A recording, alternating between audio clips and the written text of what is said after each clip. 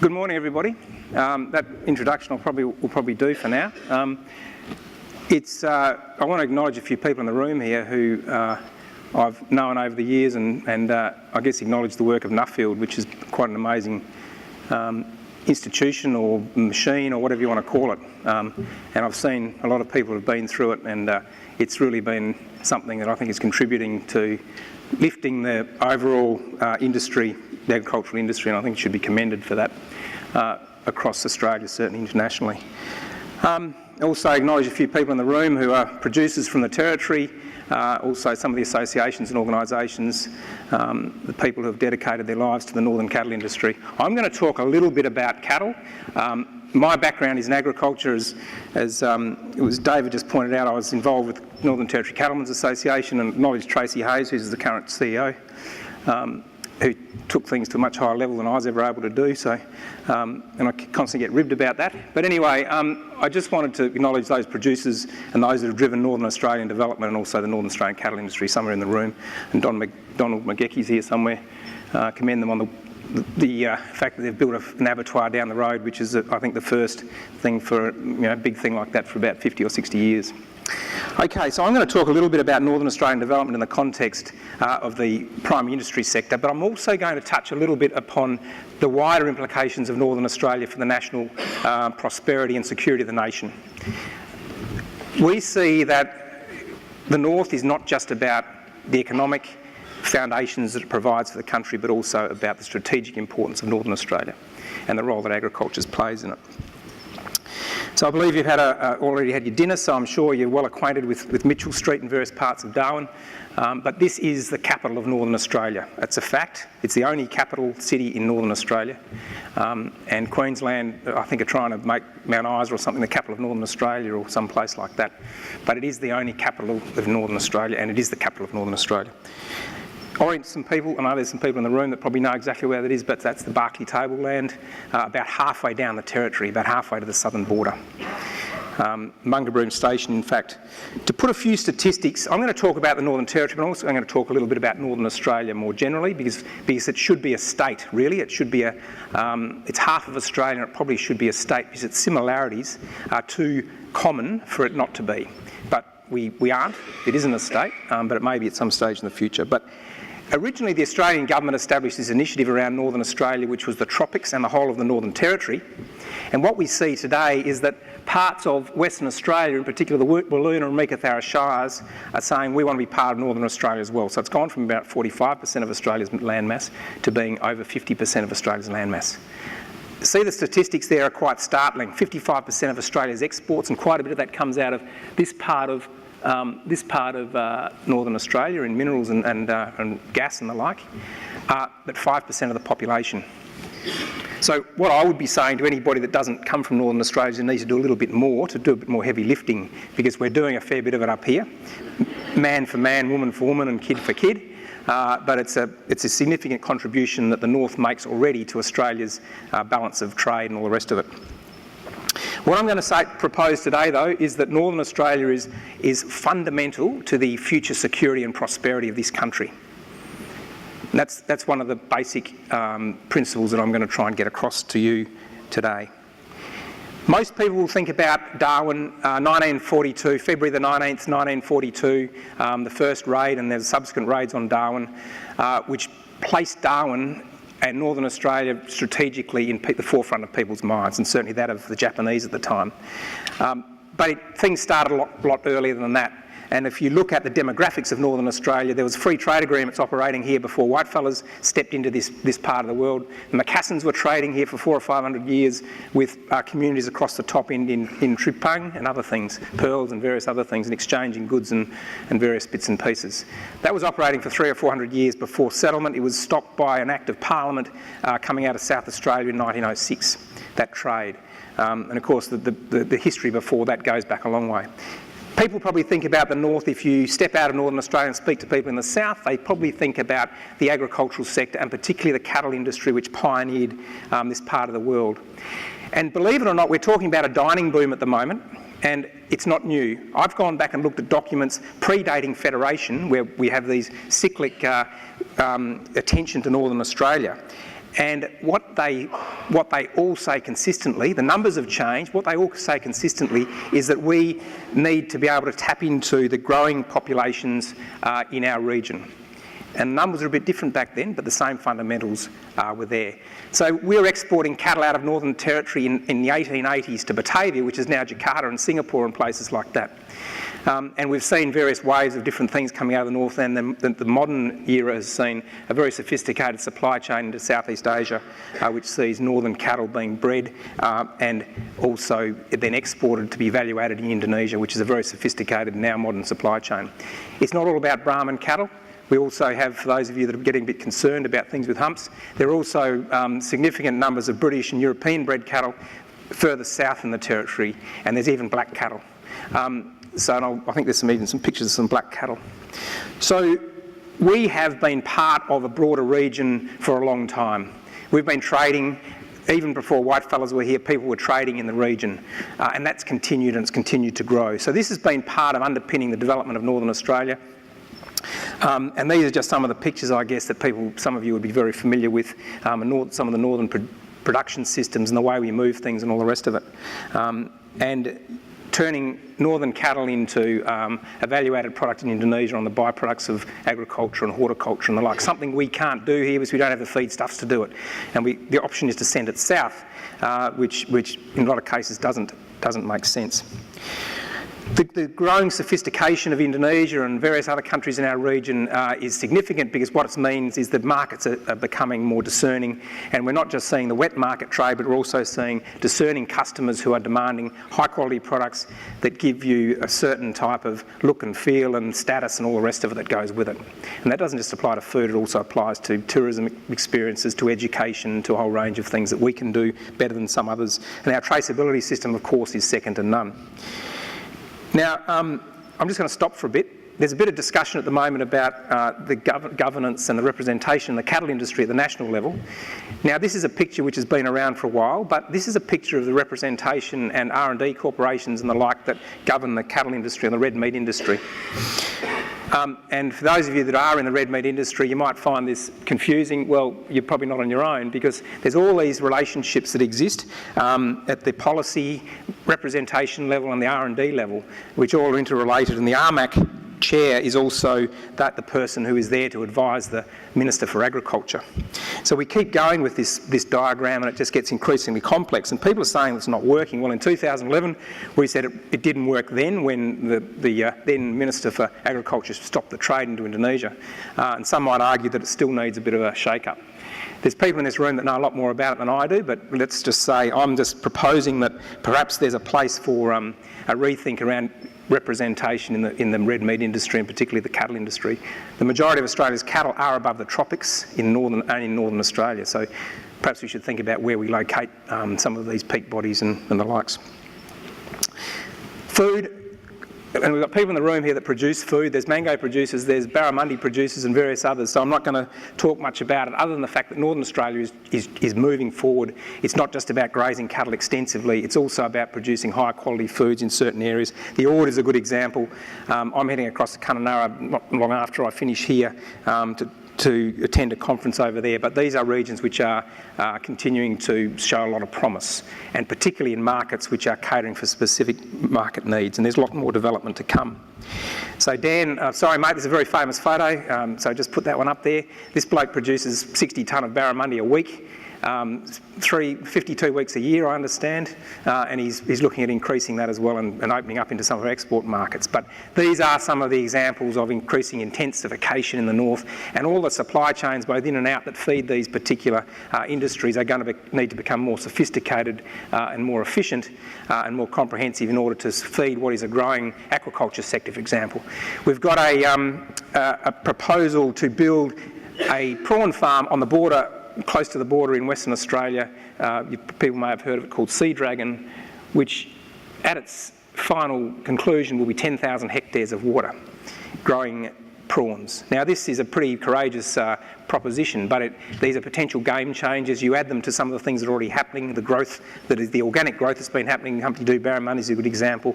And we see a few of those things that are scattered across the table starting to join up and building some of those efficiencies in the north that we all know makes sense and that they need to happen because of what's to our north.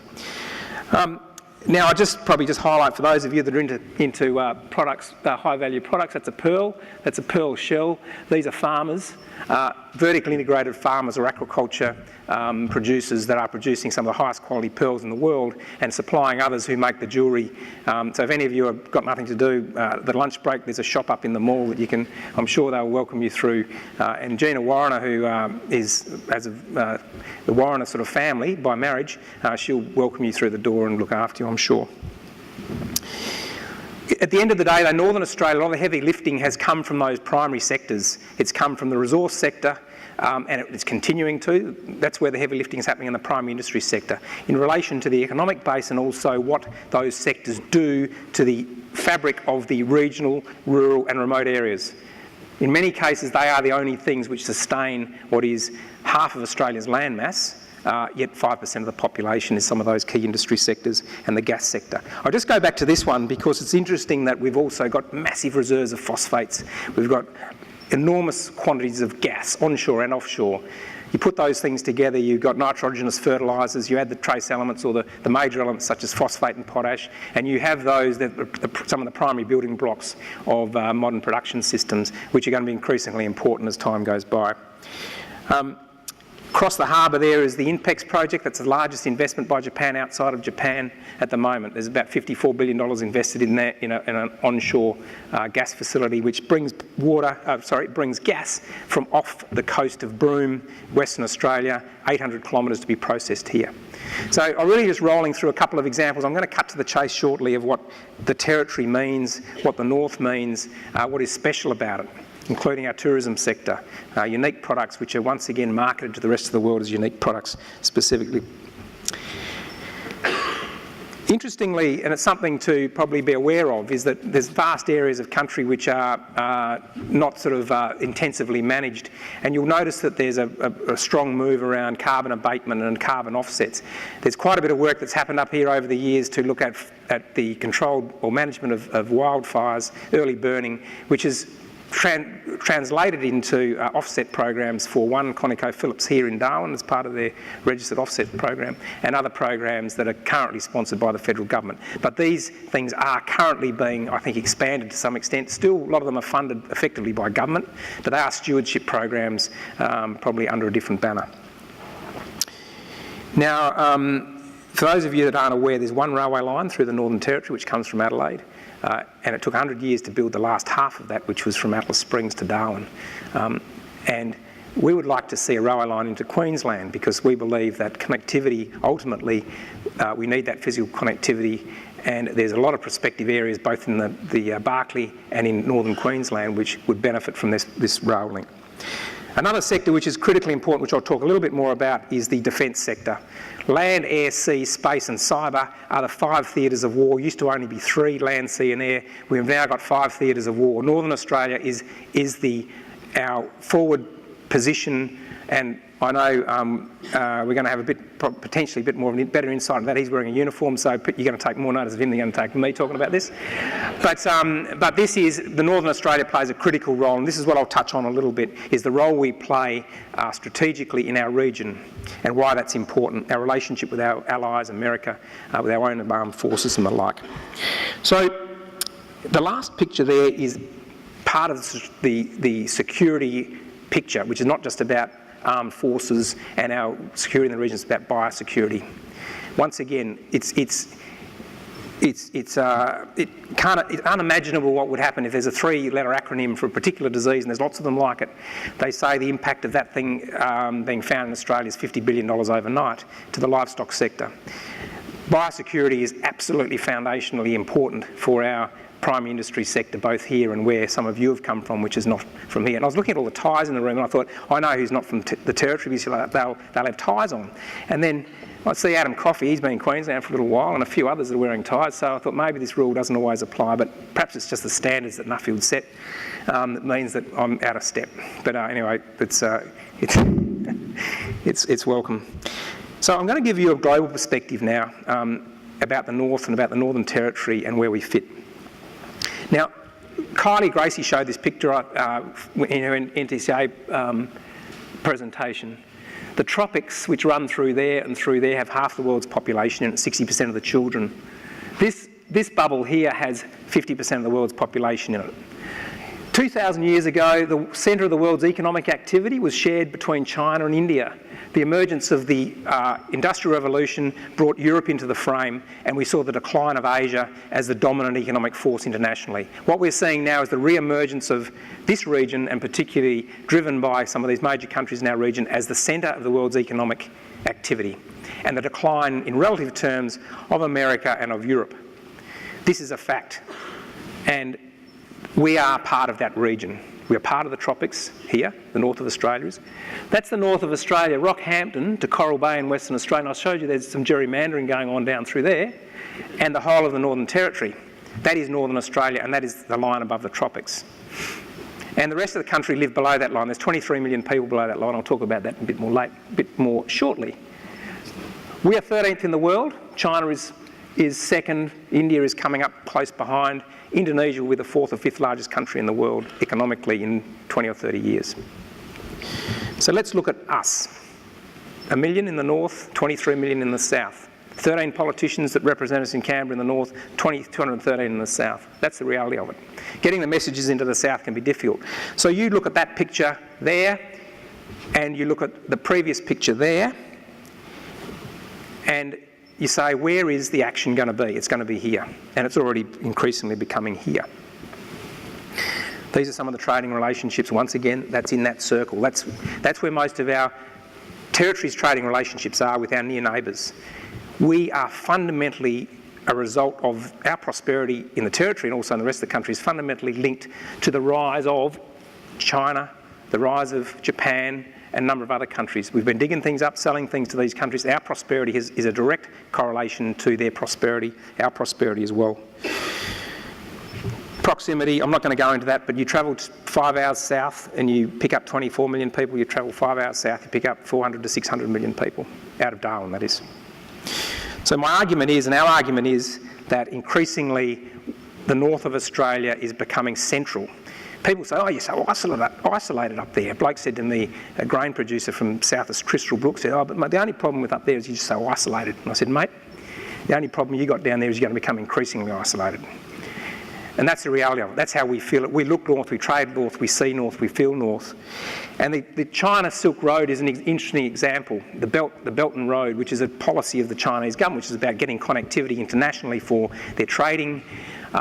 We are part of that. This port out here is recently purchased under a 1990 lease by a Chinese company, which has a port over here on the Panama Canal, a port up in, so I was pressing the wrong button, a port on the Panama Canal, a port up in China, and this port in Darwin. It's about opening us to our neighbours in the north and becoming more efficient. So I'm just going to, actually I gave that story away. We think we're pretty important. I think nationally we do. We're the 3rd largest economy in the world. But before the last Indonesian election, there's a guy called Prabowo who fought it out with Jokowi, who was heard to say one night at a function, he said, what is south of Bali? And people said, oh, tell us, Mr. General Prabowo. Just penguins. Just penguins. So what I'm talking about is the perception of us, what our perception of ourselves are, what the perception of us elsewhere. I'm not saying that everybody thinks it's just penguins south of Bali, but the point is, in relative terms, we're potentially quite insignificant. We walk into Asia with a very dominant culture, of course the Indonesians have had the Dutch kicking them around the flat for the last 500 years. They can smell that cultural dominance from 100 miles, and plenty of other countries have had the same experience. We still walk in with this dominant sort of European sort of culture. thinking that we're somehow or other better. And that's not saying that happens all the time, but we do see that quite a bit. That's got to change, and I think it is changing because fundamentally it's wrong and it's not based on fact, but that's the way it is. Anyway, this was just an interesting anecdote. So a quick reflection. I'm getting to my point. A quick reflection. This bloke, someone asked me when I showed him this picture, who is that? And I said, that is Leonid Brezhnev.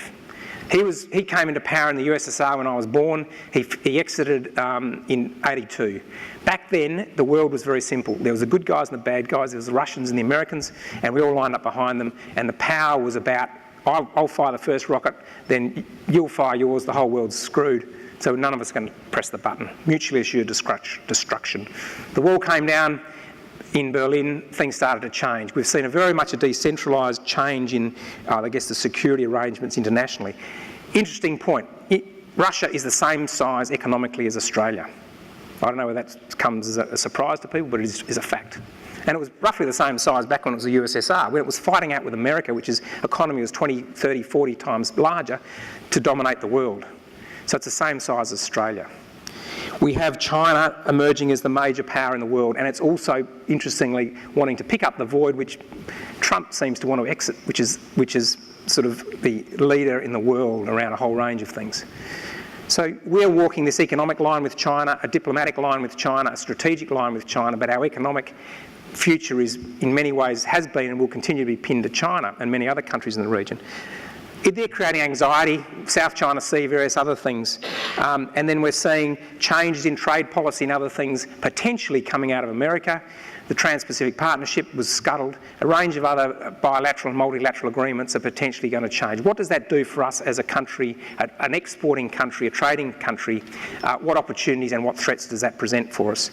We've then got, from a security perspective, we've got this sort of stuff with this guy coming on stream who's now got a name called Rocket Man, I believe, from the UN speech last night that Trump gave. What role do we play in this region now that we are increasingly in a very much destabilised situation, more anxious times? We've got southern Philippines, where we've got extremist Muslim groups have taken over part of this region here. We've got Australia becoming involved in that and a whole range of other things in the region, which is about trying to stabilise the region. We are here as on the front line. We are 200 nautical miles from Indonesia, literally. So we've got somebody with a machete and a car can create as much fear as a traditional fear that was created back in the Cold War with some of the extremism that's going on. So we're in a very, very different environment. How Australia chooses to use its economic, strategic and political power internationally and in our region will depend how successful we are as an economic trading country, as a country with influence. And a country that's the same size as Russia, yes, same size as Russia, but will be getting increasingly smaller in relative terms to all our neighbours, including Indonesia. Relationships in the region. These guys were bombing us 75 years ago. They are one of our closest allies today. Economic ally as well as strategic ally. Key point in there, we are absolutely fundamentally connected to our capacity to trade and manage our relationships internationally. So our ability to prosper is related to how effective we are as international traders, diplomats and all the rest of it. And the North is fundamental to our engagement in this region, which is the fastest growing region in the world. Coming back to agriculture, future challenges. We know what those challenges are and the opportunities are. And we also need to be really strategic about how we position ourselves in a whole range of ways, including our agricultural sector. Quick summary. Agriculture, the opportunities. We have to have a clear line of sight to our market and the emerging consumers in our region. Absolutely fundamental. We have to, I'm going to go to the last point, which some people after me are going to talk about, we also have to be able to be innovative and adapt our research and development to the north, not bring the stuff from the south, Mediterranean climate, and try and apply it, which is what has happened in the past. End of the day, if we snooze, we're going to lose. In so many ways, the world will pass us by. The windows of opportunity, the competitive advantage we have in a range of different areas will pass us by. You can be guaranteed if we snooze, if we do not innovate, we do not get in front of the opposition, we do not get in front of the competitors, and we do not get to know our consumers further down the track. That takes leadership at a whole range of different levels, and it also means that we have to produce premium. Wherever we possibly can, we have to be producing the premium products. That's a New Zealand escort agency, an ad for a New Zealand escort agency, and it was in a New Zealand, it was in a Chinese magazine, airline magazine, but it's about milk powder. It's about the New Zealanders positioning around quality, safety, all the rest of it. But it's not just lamb, it's lamb with something else. It's lamb with the traceability, it's the beef with the traceability, it's the things we do well, it's the dairy with the traceability. It's all those things which add that little bit extra, and that's the market we've largely got to be in. That's it for me. Excellent. Thanks, mate. We'll hold the questions for the end.